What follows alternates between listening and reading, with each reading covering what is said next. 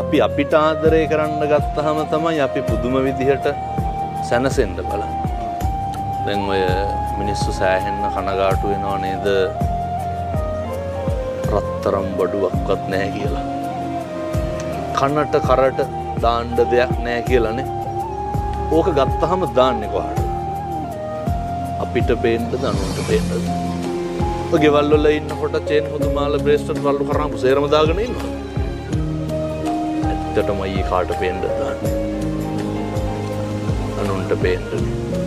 මිනිස්සු අර තමන්ගේ සැප සතුට තීරණය කරන්නේ අනුන් මතද තමන් මතද?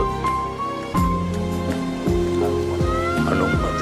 හැබැයි තීරණය කරන්න ඕන කවුරු මතද?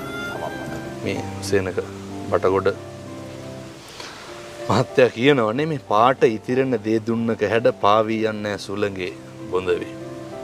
මේ මම කියන්නේ මේ පංචස්කන්ධයම නෙමෙයි. මම කියන එක මේක දුවන්නේ ආශාවන් එක්කනේ. අපි හැම එකක්ම කරන්නේ මොකේටද? ආශාව. කැමැත්තට.